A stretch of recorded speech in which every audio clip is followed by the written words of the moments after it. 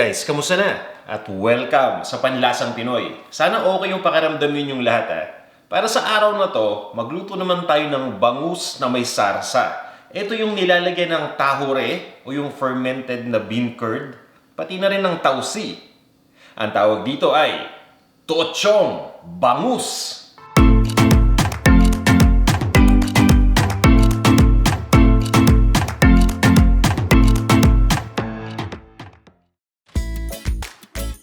Ito yung mga ingredients na gagamitin natin para sa ating recipe. Asukal na puti. Suka. Isang buong bangus na nahiwa ko na diagonally at nalinis na rin natin yung mabuti. Kailangan din natin dito ng tausi o yung salted black beans. Pagdating naman sa tocho sauce, gagamit tayo dito ng tokwa. Ito naman yung tahure o fermented na bean curd at homemade lang ito na ginawa ko. Mamaya kukwento ko sa inyo kung paano ko ito ginawa. Luya.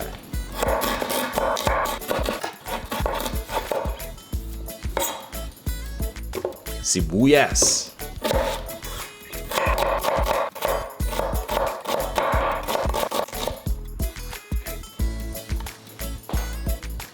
Bawang,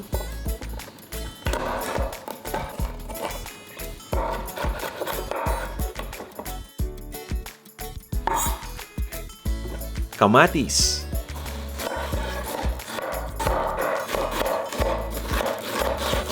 kailangan din natin dito ng tubig at ng mantika. Paki-check din yung description nitong video dahil nilagay ko dun yung listahan ng mga ingredients na yan. Kaya kung ready na kayo, tara, sabayan nyo na ako magluto. I-prepare muna natin yung bangus. Aasinan ko lang ito. Siguraduhin nyo lang na naasinan na natin lahat ng bahagi ng bangus. At dahil nga napagod na yung bangus sa pag-asin, pagpahingin muna natin yan dyan. Tabi muna natin ng mga 10 to 15 minutes. Ngayon naman, yung tokwa naman yung ating ipe-prepare. Magpapainit lang tayo dito ng mantika. So, ang gamit ko dito, yung mantika na pinagprituhan ko na ng baboy before. Para naman medyo tipid tayo. Basta wag nyo lang gagamitin yung mantika ng mga 10 beses. Okay lang tayo dyan. Yan, i-deep fry ko lang itong tokwa. At lulutuin ko lang ito hanggang sa mag-golden brown na. Tanggalin lang natin yung tokwa dito sa ating lutuan. At patuluin lang natin yung mantika na excess. Ayaw natin na mamantika. Itatabi ko lang muna tong tokwa. At ngayon, ready na yung bangus. Nakapagpahinga na yan. Ready na mag-swimming yan dito sa mantika. So, siya naman yung ipiprito natin. Ipiprito ko lang yung isang side ng bangus hanggang sa mag-golden brown na yung kulay. Tapos, balik rin lang natin.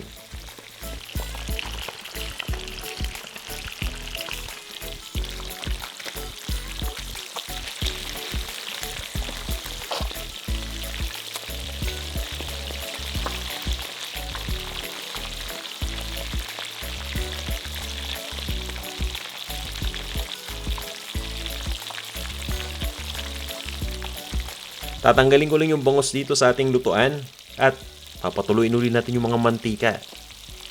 Ilagay lang natin ito sa isang malinis na plato.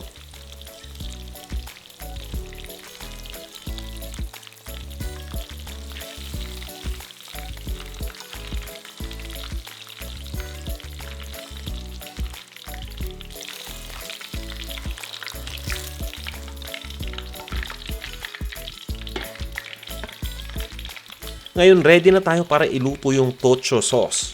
Gamit ang isang malinis na lutuan. Magsuscoop lang ako ng mantika dun sa pinagprituhan natin kanina. Igigisa ko lang itong sibuyas. Bawang.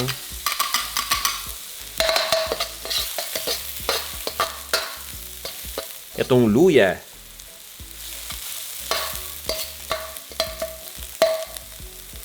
At itong pagkadami-dami nating kamatis.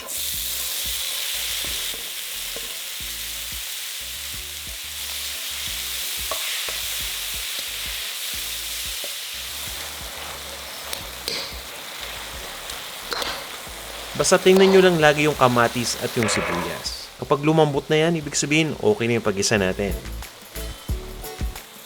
Magbubusang ako dito ng suka. Pagkalagay ng suka, bayaan lang muna natin na kumulo yung liquid na nasa lutuan. Ilagay naman natin itong tahure o itong ating fermented bean curd. At dahil nga walang available dito sa location ko, or at least hindi ko pa alam kung saan nakakabili, kailangan kong gumawa ng homemade na tahure. Simple lang naman ginawa ko inasilan ko lang yan.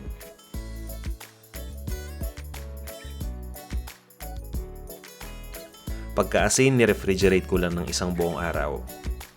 Pagkatapos niyan ay binabad ko lang sa toyo. Tinakpan ko lang at pinabayaan ko lang sa loob ng refrigerator ng 1 linggo. Tagal no? Pero sulit naman. Kaya kung may tahure dyan sa lokasyon ninyo, swerte mo dahil nakatipid ka na ng 1 linggo. Ayan. So, igigisa ko lang itong tahure. At maglagay na rin tayo dito ng tausi o yung fermented bean curd. Pagdating sa tausi, ang ilalagay lang natin yung beans ha. Huwag na nating ilagay dito yung liquid galing dito sa lata dahil napakaalat niyan. At guys, kung nagdadalawang isip kayo, wag na. Durugin nyo yung taure pati yung tausi para talagang lumabas yung lasa. Dahil ito naman talaga ang sauce na ito yung pagmumula ng lasa ng ating niluluto Yan, at ibubusan natin dito yung tubig.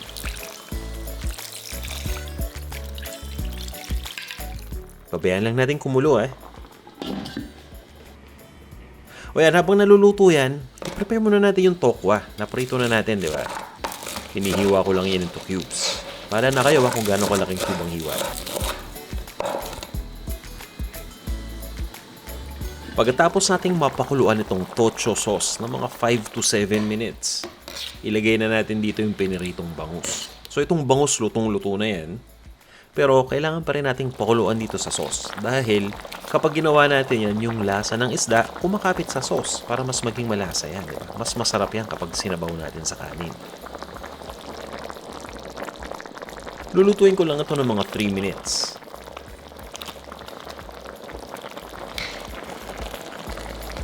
Babaliktarin ko naman yung bangus.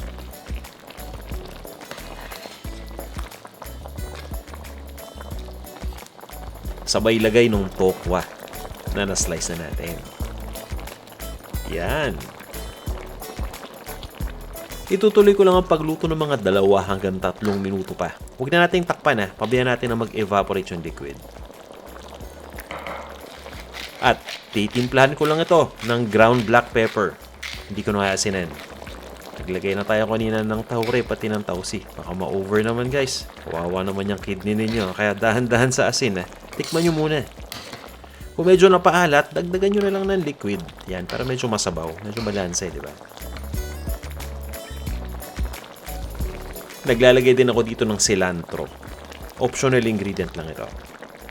At kung gusto ninyo ng manamis-namis yung inyong tochong bangus, eto, maglagay tayo ng asukal. Ganyan lang kadali. Ready na to. Ilipat na natin sa isang serving plate at i-serve na natin. Ito na ang ating tochong bangus. Ang sarap nito sa bagong lutong kanin. Tara na, kain na tayo!